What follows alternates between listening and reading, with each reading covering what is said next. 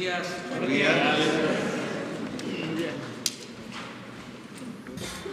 Bueno, el día de hoy vamos a informar sobre algo que considero muy importante en el propósito de acabar con la corrupción y de acabar con la impunidad, que van siempre de la mano, corrupción e impunidad, que ha sido el principal problema de México, sobre todo en el periodo llamado neoliberal. Nada ha dañado más a México que la deshonestidad, la corrupción política. Esa es la causa principal de la desigualdad económica, social, de la inseguridad, de la violencia, de todo. Es el cáncer de México, la corrupción, aparejada, repito, de la impunidad. Por eso, ayer fue un día especial. En el Senado de la República se aprobó una reforma al artículo 108 de la Constitución para que el presidente de la República en funciones pueda ser juzgado por hechos de corrupción. Esto no aparecía, no existía desde la Constitución de 1824. Ahora, a partir de esta reforma, de aprobarse en la Cámara de Diputados, en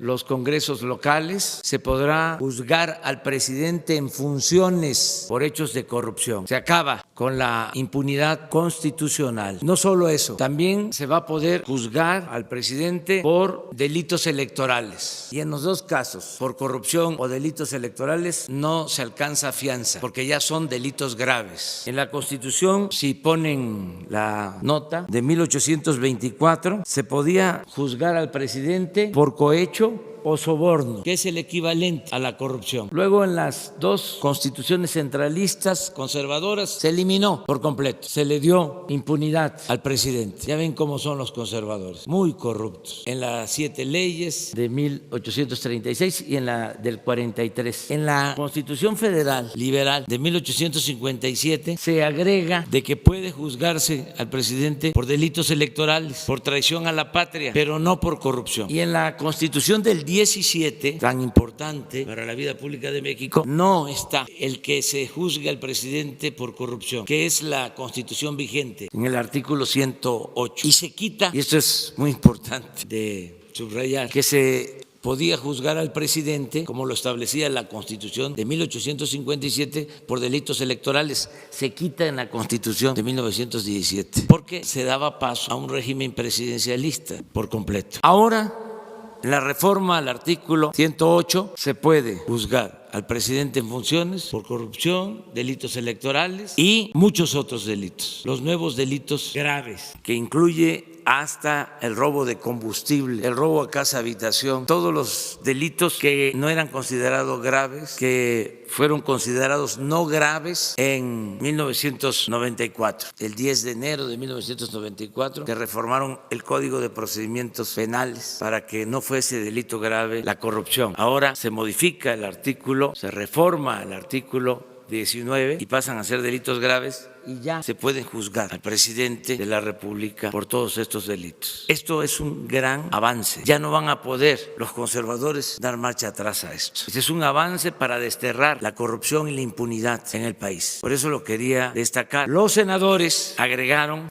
a nuestra iniciativa que también debe juzgarse en funciones a legisladores. Y como esta reforma va a la Cámara de Diputados, ojalá y se agregue que también podrán ser juzgados de esta forma los gobernadores de los estados y que se acabe la corrupción y la impunidad. Este es un hecho histórico, este es un paso adelante en la cuarta transformación de la vida pública de nuestro país. Esto es lo que queríamos darles a conocer. Son hechos, no palabras. Y ahora sí, ¿por dónde comenzamos? Vamos en medio. La vez pasada fue la primera fila. Gracias, presidente. Buenos días. Esteban Durán, Vanguardia, Veracruz. Ayer en la tarde, en el Senado de la República, el senador no recuerdo ahorita, Samuel García y un grupo de madres y también de mentoras hicieron el anuncio de que ya hay varios amparos para evitar que las estancias infantiles desaparezcan. desaparezcan, e incluso también manifestaron que hay un padrón amañado manejado por el Partido Morena, por integrantes del Partido Morena, y que de esta manera, con esos amparos, pues para que puedan reabrirse y también darles los recursos que se le han negado, y con ello, bueno, pues para que miles de familias puedan beneficiarse con esto. ¿Qué opinión hay al respecto? La opinión es de que se va a seguir apoyando a las familias para que sus hijos puedan estar en estancias infantiles, pero se va a entregar el recurso, el apoyo de manera directa a las madres de familia, a los padres de familia. Eso es lo que puedo comentar. Porque ellos manifestaban que había una violación a sus derechos y que de cierta manera también se estaba pasando por alto la decisión de los jueces. No se está respondiendo legalmente.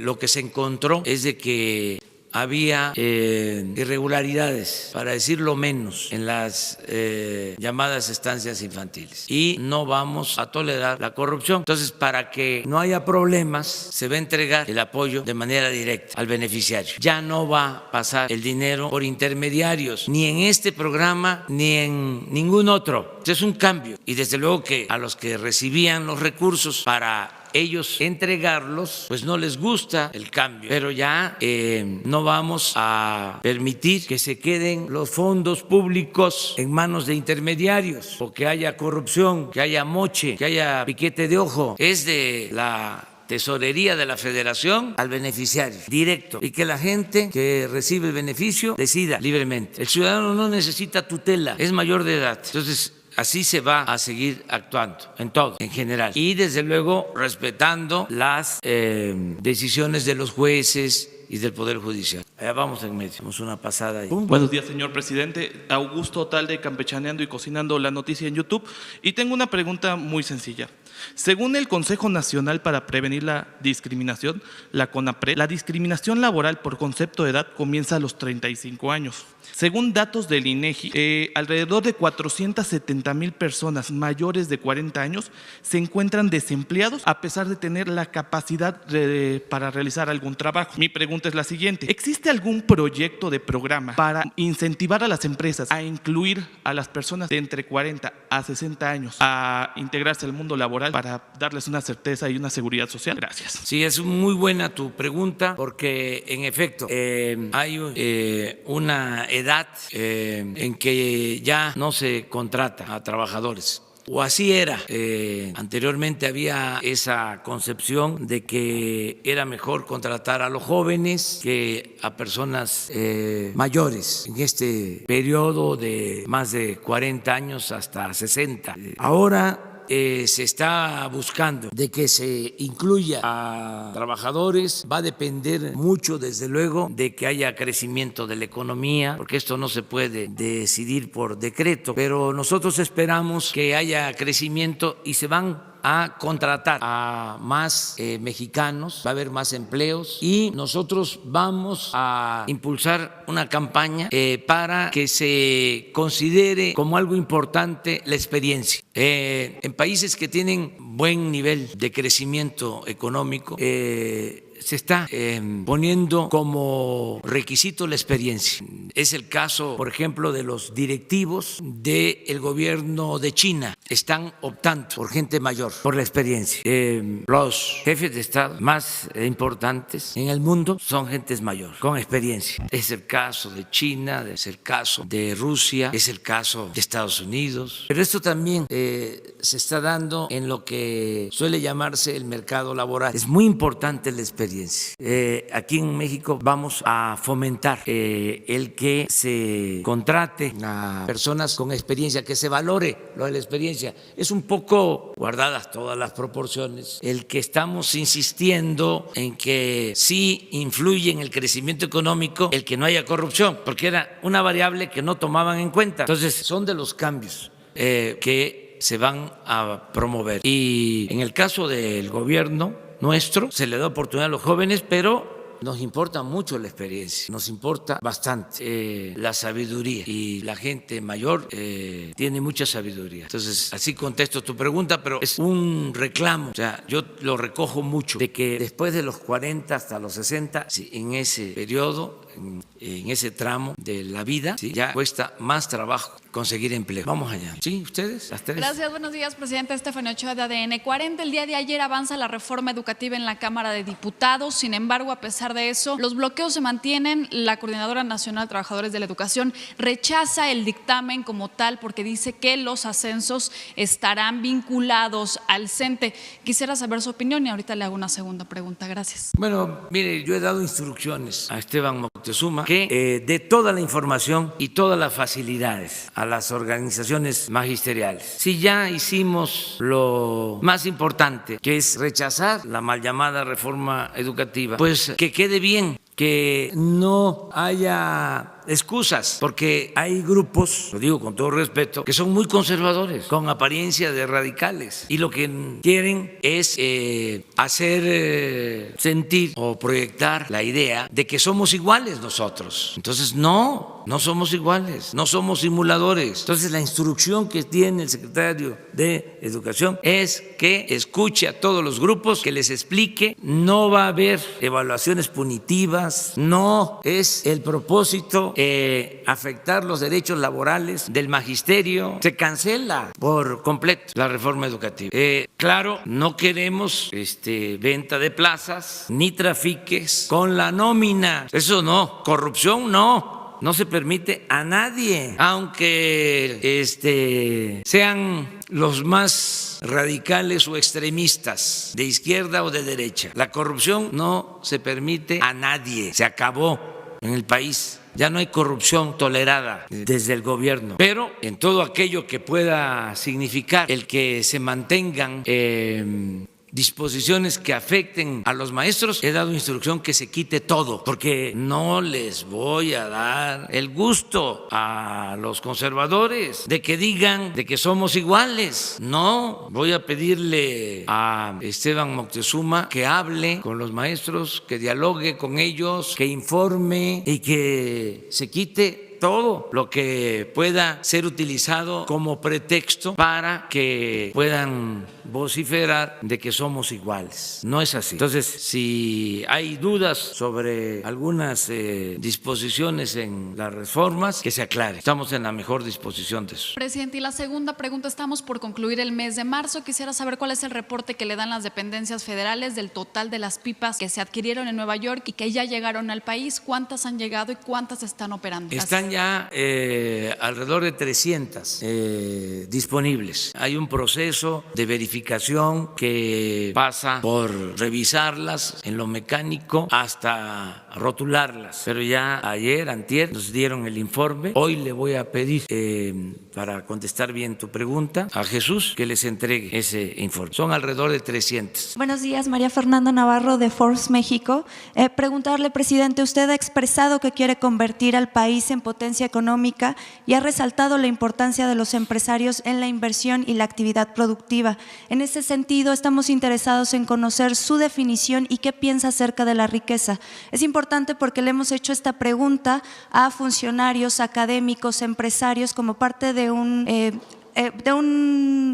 reporte especial que estamos haciendo en Forbes y queremos conocer su opinión respecto a esto. Pues que hay que crear riquezas porque se necesita crear la riqueza, pero debe de distribuirse con equidad. No se trata nada más de acumular riqueza, se trata de crear la riqueza y que haya una distribución, los técnicos dicen del ingreso, yo digo de la riqueza, una distribución justa, que no se acumule, que no haya desigualdad como ha sucedido en nuestro país, que hay una monstruosa desigualdad económica, porque muy pocos concentran mucho y los muchos tienen poco, a veces nada. Entonces hay que crear la riqueza y distribuirla, pero sí se necesita crearla, porque no se puede distribuir lo que no se tiene. Si no creamos la riqueza, ¿qué distribuimos? Por eso es importante que participe en la creación de la riqueza el sector privado, la inversión privada, nacional y extranjera. Pero también por eso es importante la función del Estado, para que esa riqueza que se genera también con la participación del trabajo, porque la riqueza se produce con capital y con trabajo, que el Estado procure que se distribuya y que haya justicia. Una diferencia con los neoliberales es que ellos nada más piensan en la creación de la riqueza y no en la distribución. Por eso tampoco quieren al Estado o lo quieren nada más como policía. Nosotros queremos las dos cosas, que se genere la riqueza y que el Estado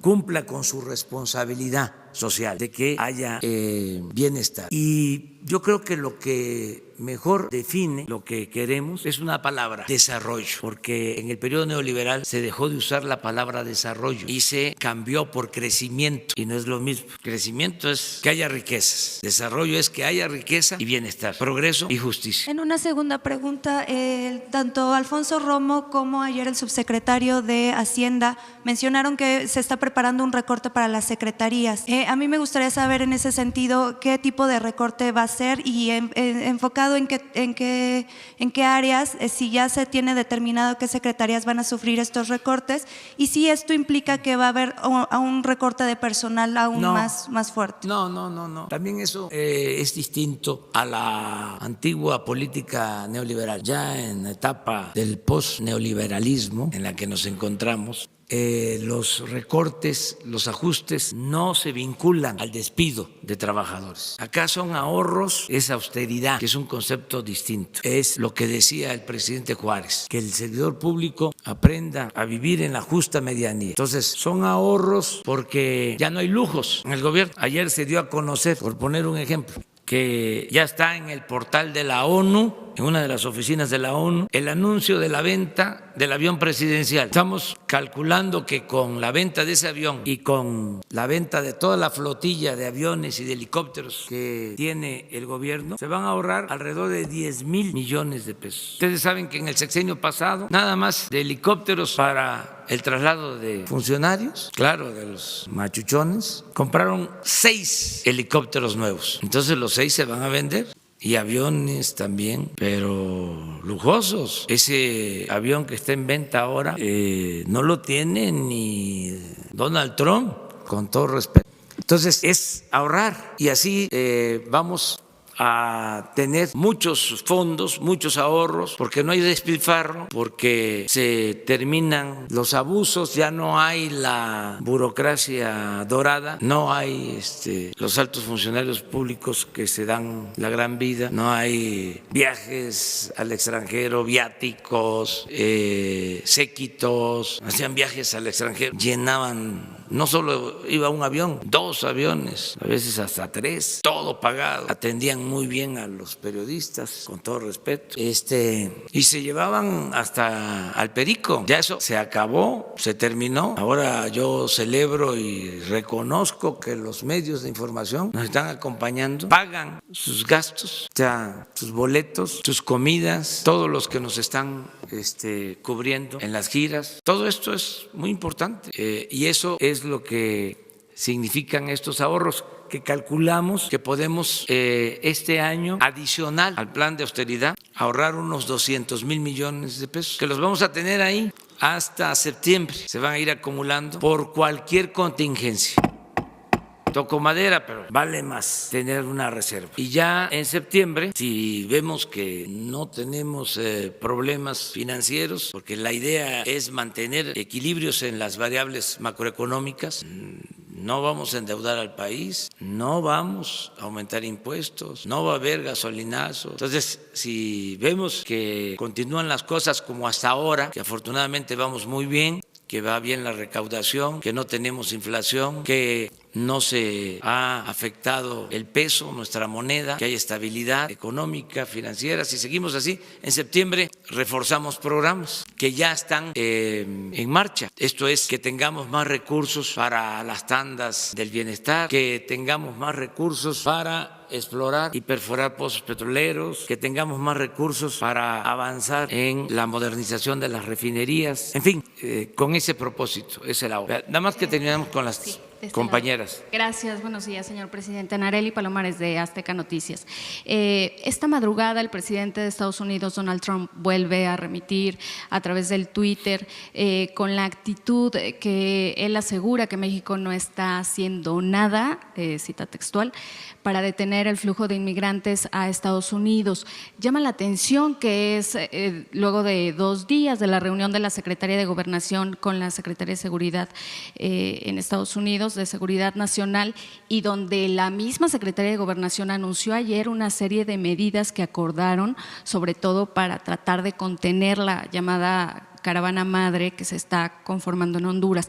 Preguntarle, si bien usted ha sido muy mesurado, muy respetuoso con las posturas del presidente de Estados Unidos, preguntarle si después de estas declaraciones a través de Twitter buscaría un diálogo un poco más directo, algún tipo de comunicación para poder solventar este tipo de opiniones. Gracias. Se tiene comunicación permanente, acaba de darse esta reunión, se está atendiendo el tema, estamos insistiendo en que deben atenderse fundamentalmente las causas que originan la migración. Por eso pensamos que lo mejor es la cooperación para el desarrollo. Nosotros ya estamos trabajando en el sureste y va a haber más posibilidades de trabajo, de empleos en el sureste de nuestro país, pero se necesita atender el desarrollo en Centroamérica, porque la mayor parte de los migrantes son centroamericanos. Entonces, si están creciendo los flujos migratorios es porque no hay opciones, no hay alternativas en Centroamérica y hay que procurar que se le brinde oportunidades de trabajo, de bienestar a la gente. Esa es nuestra postura. Y también que la migración, los que pasan por nuestro territorio en busca de trabajo hacia Estados Unidos, pues que actúen con respeto a nuestras leyes, que sea una migración ordenada y que al mismo tiempo se procure que no haya violaciones a derechos humanos. Todo esto también requiere de que no se permita el tráfico de personas, que haya más cuidado de todos los países, no solo de México. Y en eso estamos y vamos a ayudar nosotros en todo lo que podamos. No queremos de ninguna manera confrontarnos con el gobierno de Estados Unidos. Vamos a mantener una relación muy respetuosa con el gobierno de Estados Unidos y con el presidente Donald Trump. Esa es mi postura. ¿Se podría decir nada más que respeta su postura, pero no la comparte? Es que él tiene una visión que respeto yo y que considero legítima, pero nosotros tenemos como estrategia fundamental para atender el fenómeno migratorio la creación de oportunidades de empleo y de bienestar. Nosotros queremos que la migración sea opcional, no obligatoria. Y estamos seguros que vamos a lograr que en el caso de México la gente no tenga necesidad de emigrar, porque va a haber mucho trabajo. Ya se están creando muchas opciones de trabajo. Solo en Chiapas, les comentaba yo, se están sembrando 200,000 hectáreas de árboles frutales y maderables, y esto significa darle trabajo permanente a 80,000 chiapanecos. No trabajo temporal, no empleo temporal, permanente. Ya les puedo decir que estamos dando estos empleos, o está por terminarse de contratar a 80,000 trabajadores en Chiapas, solo en una acción, y van a empezar ya las obras en el Istmo de Tehuantepec y la construcción del Tren Maya. La construcción del Tren Maya van a significar contratar, van a significar 300,000 empleos. Entonces, por eso pensamos que esa es la opción, esa es la alternativa. Desde luego, respetamos la postura del presidente Trump y vamos a ayudar. No, es decir, ese es un problema de Estados Unidos o es un problema de los países centroamericanos. No nos corresponde a nosotros los mexicanos. No, vamos a ayudar. Yo solo subrayo que los flujos migratorios de mexicanos a Estados Unidos son muy bajos, muy bajos. O sea, ya el mexicano no está buscando trabajo en Estados Unidos. La mayoría son pobladores de nuestras repúblicas hermanas de Centroamérica, que no están siendo atendidos, no hay desarrollo, porque la gente no sale de sus pueblos por gusto, sale por necesidad. Entonces vamos a ayudar nosotros. La instrucción que tiene Marcelo Ebrard, secretario de Relaciones Exteriores, la secretaria de Gobernación, la licenciada Olga Sánchez, es de que se apoye esta petición, esta demanda del gobierno de Estados Unidos, y que es legítimo que estén ellos inconformes y que hagan estos reclamos, nada más que nosotros tenemos pues una concepción, si no distinta, sí con algunos matices. Sara, y ya vamos a la primera. Buenos días, Sara Pablo de Radio Fórmula. Presidente, en este mismo tuit el presidente Trump dice que Guatemala, Honduras y El Salvador se han quedado con su dinero mucho tiempo, les ha dado dinero a Estados Unidos y no han hecho nada. Le pregunto por la propuesta que usted tiene para que se invierta en programas de desarrollo. Parece que el gobierno de Estados Unidos no quiere proporcionar estos recursos. Y decía usted hace unos minutos que México va a ayudar. ¿Cómo va a ayudar con la caravana? ¿Van a buscar frenarla, que se quede en Estados Unidos? ¿De qué manera concretamente sería esta ayuda que daría México a Estados Unidos en el tema de la caravana? Y preguntarle otra cosa, si quiere me contesta después. Gracias. Bueno, yo creo que acerca de la administración de los fondos, eso se puede resolver con vigilancia de organismos internacionales para que los fondos dedicados al desarrollo se apliquen, que no haya corrupción. Eso se puede resolver. Hay organismos que pueden contribuir a esa función. El caso, por ejemplo, de la ONU tiene una oficina para la transparencia. El avión que estamos vendiendo está siendo ofrecido por una oficina de la ONU para que la operación sea completamente transparente, que no haya corrupción. Entonces, sí se puede resolver el problema para que los fondos lleguen. ¿Cómo ayudar? Estamos proponiendo que se puedan dar visas de trabajo en México. Estamos en condiciones de hacerlo. Les hablaba yo de Chiapas, de 80,000 empleos, pero tenemos más posibilidades para que haya trabajo en el sur-sureste de nuestro país para trabajadores, hermanos centroamericanos, y esto atempere el fenómeno migratorio. Esa es una forma de ayudar. Eso es lo que se está proponiendo, estas visas que México está dispuesto a otorgar. Lo hacemos por razones humanitarias, lo hacemos porque tenemos posibilidad de ofrecer empleos. Nosotros vamos a llegar a una situación, estoy optimista y puedo documentar mi optimismo. Vamos a llegar a una situación en que va a haber 100% de ocupación, empleo pleno. Entonces sí vamos a poder ayudar de esta manera. Entonces es por razones humanitarias, podemos ayudar con empleo para atemperar, para reducir el flujo migratorio de Centroamérica hacia Estados Unidos, y que haya comunicación constante para que se resuelva el problema que tienen en Estados Unidos. Es decir, ¿México buscaría que esta caravana no llegue a Estados Unidos mediante estas visas de empleo? Sí, pero todo voluntario, nada por la fuerza. Que vean que pueden tener opciones en nuestro país de trabajo, y que también sea ordenado, y revisar también cómo es que se organizan las caravanas, si son espontáneas, quiénes están promoviendo la organización de las caravanas, si no hay propósitos políticos, electorales, poner de manifiesto, o sea, al descubierto. ¿Se sabe algo? Todo esto es que hay tráfico de personas y hay intereses, porque también se trata del cobro por el traslado a la frontera y otras cosas. Entonces nosotros vamos a ir dando a conocer todo, y esto va a ayudar bastante. Si me permite nada más otra pregunta, lo del tema de las ternas de la CRE que envió y que son prácticamente los mismos nombres, solo cambió un nombre.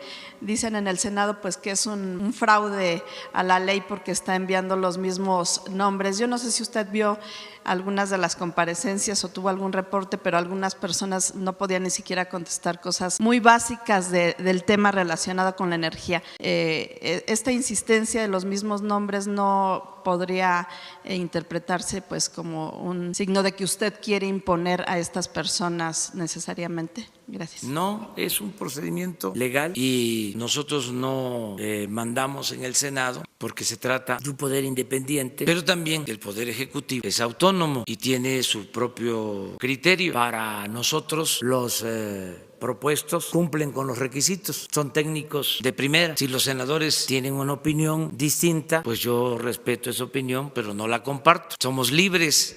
Esa es la democracia, esa es la cuarta transformación. Aunque se trata de senadores vinculados al movimiento que nos llevó al desempeño de cargos públicos. Aquí es auténtico Estado de Derecho, división de poderes, equilibrio de poderes. Entonces ellos calificaron. Nosotros tenemos por ley la posibilidad de reafirmar nuestras propuestas. Lo que no quiero, a lo mejor eso es lo que les causa extrañeza, con todo respeto, es que sigan los mismos procedimientos. ¿Cómo era antes? Ahí era por cuotas. A ver, para un partido X, 2. Para el partido Y, otras 2. Y para el partido Z, otros 2. Pues ya no. Porque ese reparto por cuotas partidistas originó que se profundizara en la corrupción.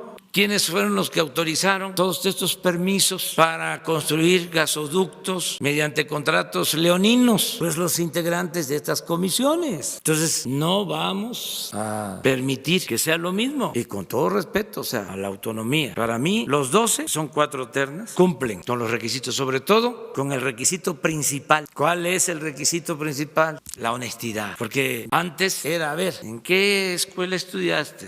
Ya ni les voy a decir de cuáles eran. Los alumnos preferidos o de qué escuelas.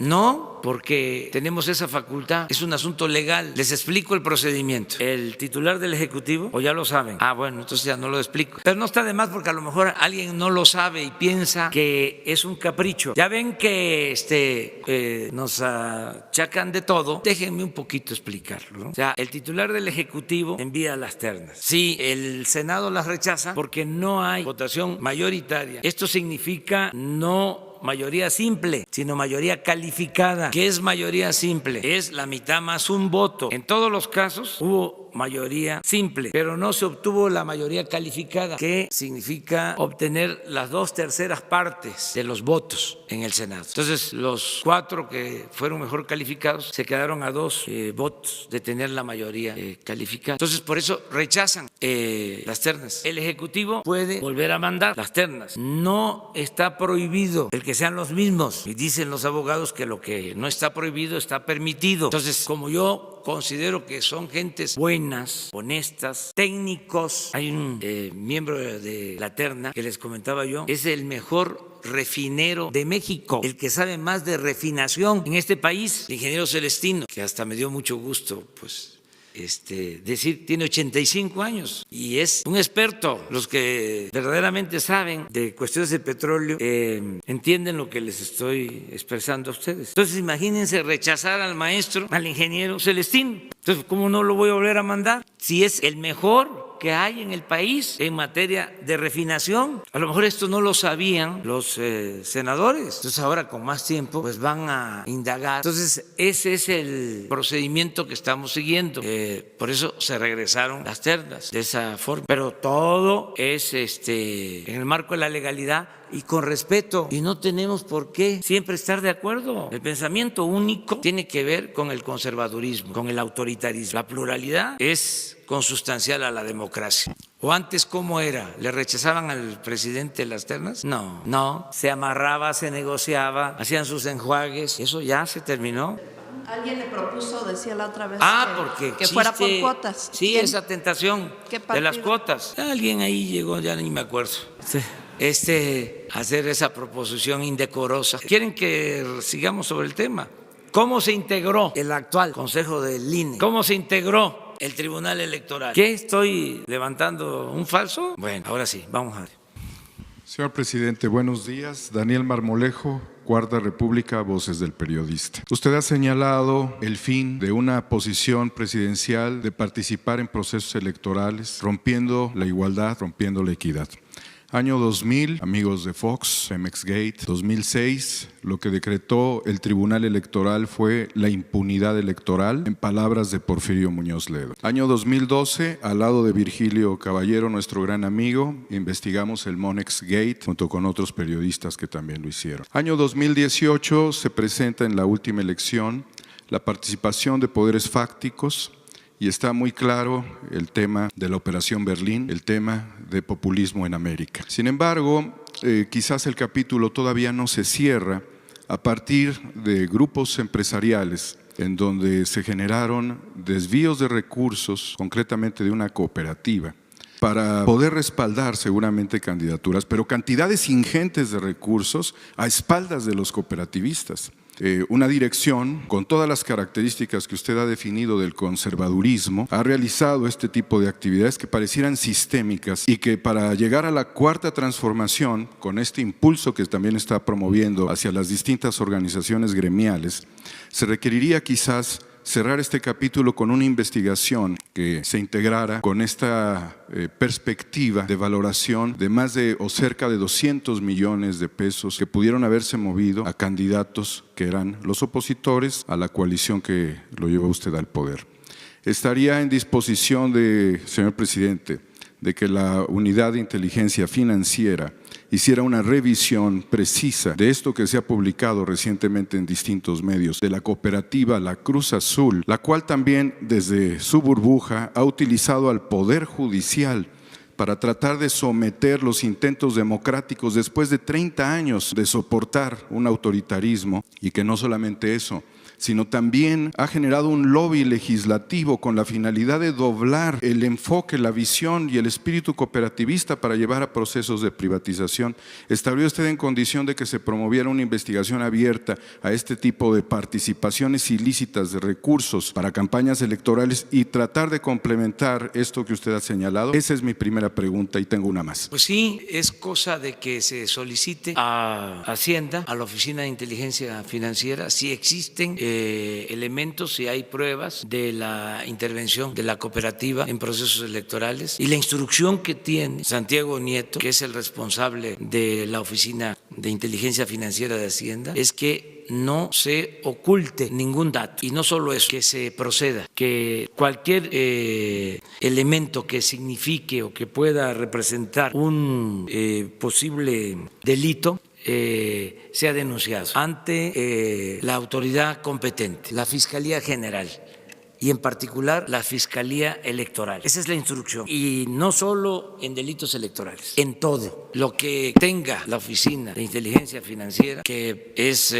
bastante, porque tiene que ver con el manejo del dinero, y hay cooperación internacional en todos estos casos sobre el movimiento de dinero, debe de ser denunciado. No nos vamos a quedar con información que deba de conocer la Fiscalía General y la Fiscalía Electoral en el caso que se trate. La siguiente pregunta, señor presidente, se la quiero dedicar a mi amigo Virgilio Caballero y a dos periodistas que están en riesgo sus vidas, Celeste Sáenz de Miera y el maestro Juan Bautista de Voces del Periodista, que le mandan saludos porque el sistema les está funcionando bien de protección para defensores de derechos humanos y periodistas.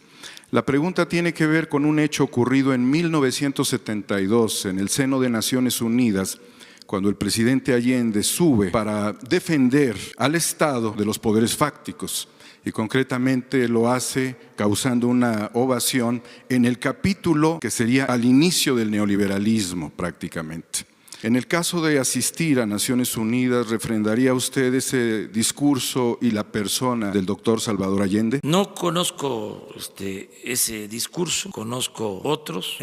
Tengo una gran admiración por el presidente Allende y hablo como si viviera, porque es de los hombres que nunca muere. Eso es lo que pienso. No sé si voy a ir a la ONU, lo estoy pensando. Vamos a ver cómo se presentan las cosas. Nosotros queremos llevar una muy buena relación con todos los gobiernos del mundo, y vamos a defender nuestros principios, nuestros ideales, sin extravagancias, sin protagonismos. Ahora que se suscitó la polémica por la carta que enviamos al rey, pues hemos actuado con bastante prudencia. No vamos a dar a conocer la carta, ni la que enviamos al rey, ni la que se envió al Papa Francisco, para esperar que se serenen las cosas.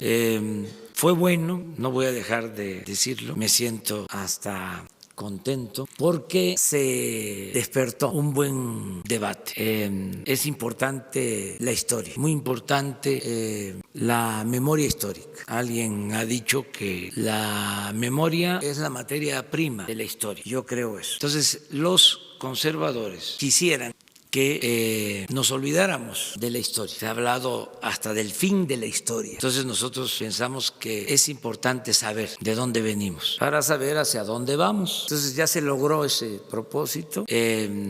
y es muy buena polémica siempre y cuando se dé en el marco del respeto. Tan es importante lo que se planteó que salió hasta lo que estaba ahí en el subsuelo, las corrientes subterráneas.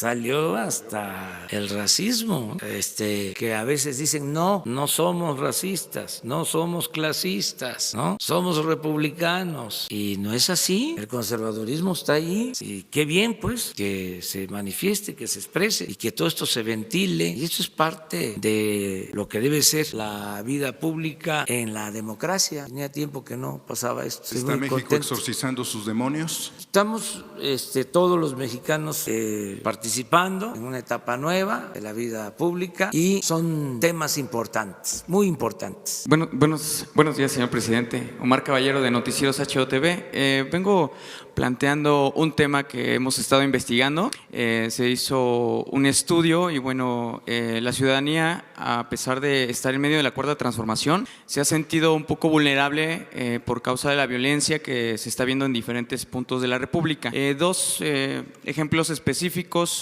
Uno, el tema que se está viviendo en el Estado de México, en los transportes, donde ya los criminales arrojan bombas molotov y agreden de una manera muy violenta a los usuarios. En otro punto, como ejemplo, se encuentran, por decir, los trabajadores de las mineras, que era un tema que ya habíamos comentado la semana pasada, y lo que está ocurriendo en la mina, en la mina de Nuevo Limón, no sé si ubique la nueva mina a cielo abierto, donde se encuentran también algunos mineros atacados por la mina, pero la violencia que se genera a raíz de las concesiones junto con los mismos organismos públicos que no respetan sus posiciones sindicales o su posicionamiento social dentro de estas áreas.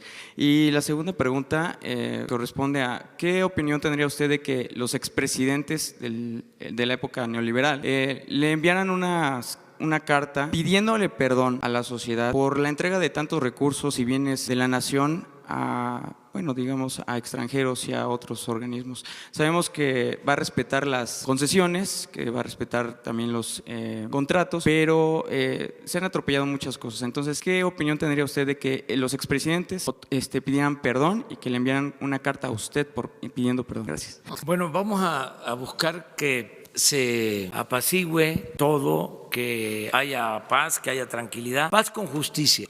No paz de los sepulcros, como suele pasar en las dictaduras. No, paz con justicia. Vamos hacia allá, hacia conseguir la tranquilidad. Vamos a la transformación, lo dije ayer y lo repito, por el camino de la concordia, de la reconciliación. Y pues creo yo que en el caso de México fue una bendición el que se haya terminado, se haya cortado de tajo con el periodo neoliberal. Ya, ¿qué más podemos? Sí, estaban a punto de terminar de desgraciar al pueblo de México y se dio un cambio para transformar al país. Somos, la verdad, afortunados. Es una dicha enorme estar viviendo este proceso. Entonces, ya la condena a la política neoliberal es de dominio público. No sirvió, no funcionó y bueno, no estaría mal que ofrecieran disculpas, pero si no lo hacen, ya con lo que hizo la gente el día 1 de julio del año pasado, pues ya se reparó el daño, porque vamos a recuperar a nuestro país, vamos a lograr el renacimiento de México. Aún con todo el saqueo que hubo, México va a resurgir, porque es tanto lo que tiene nuestro país en recursos naturales, son tantas sus riquezas que no han podido acabarlas en siglos de saqueo. Yo les decía que en el caso del petróleo, con la llamada reforma energética, por más que se apuraron a saquear, se quedaron con el 20% de todo el potencial petrolero. Es decir, la nación tiene bajo su dominio, con el cambio que se llevó a cabo, el 80% de todo el potencial petrolero. Es el símil ese que menciono de cuando llegan a un banco a asaltar y están metiendo el dinero en la bóveda, digo en las bolsas, en las maletas. Entonces suena el timbre, suena la alarma y tienen que salir y se llevan una parte, pues, pero dejan tirado dinero por todos lados. Pues así fue, sonó la alarma y no se pudieron llevar todo. Entonces, con eso que nos dejaron, vamos a sacar adelante el país. Y desde luego con nuestro pueblo, que es bueno, trabajador y con la decisión de no permitir la corrupción. corrupción. En el caso de la gente que no corresponde a este llamado de luchar por el bienestar común social, de la violencia que le mencionaba en el Estado de México como ejemplo, en Guerrero, en la mina de Media Luna, ahora aquí tengo el dato, donde se replica esta violencia en estos dos ejemplos en muchas partes del país. La violencia en el transporte, la violencia en las minas, asesinatos y gente que no ha obtenido respuesta ni el respaldo del gobierno. Va a ir mejorando la situación, cada vez va a ser mejor, porque van a ir avanzando las acciones para que haya opciones de trabajo, mejor el salario, más bienestar, van a haber opciones, van a haber alternativas y esto va a ir deteniendo, aminorando la violencia. Ya lo estoy percibiendo poco todavía, pero ayer fueron 67 homicidios, antier 58. No es para cantar victoria, pero el promedio es de 82 diarios. Entonces, ahí vamos. Estamos Poco a con poco. usted, presidente. Sí. Gracias. Terminamos contigo y mañana tú. Buenos días, presidente. Ah, sí, mañana todavía. Buenos días, presidente. Shaila Rosagel, corresponsal de Grupo Gili, El Imparcial, La Crónica y Frontera. Presidente, en esta semana empieza a operar parte ya de la SADER en Ciudad Obregón, Sonora. Nos gustaría saber cómo va el proceso de descentralización de las secretarías y organismos federales. Gracias. Sí, miren, el día primero, que es lunes, ¿sí? Y el día 3, que es miércoles, tengo evaluación con todo el gabinete para ver avances en programas. Vamos a tener 4 evaluaciones porque tenemos conformados 4 gabinetes. El gabinete de seguridad y de gobierno, el gabinete de Economía, Hacienda y Administración, el Gabinete de Bienestar y el Gabinete de Comunicaciones y Sector Energético. Entonces vamos a ver programa por programa, avances en obra, avance financiero y programas prioritarios. Y una pregunta obligada es ¿cómo va la descentralización? ¿Cuántas secretarías ya han avanzado en este propósito? ¿Cuándo van a terminar de trasladarse a los estados? Les recuerdo que Energía va a estar en Villahermosa, Pemex en Ciudad del Carmen, Campeche, Medio Ambiente en Mérida, Turismo en Chetumal, Conagua, ahora que pasó lo del incendio, pues que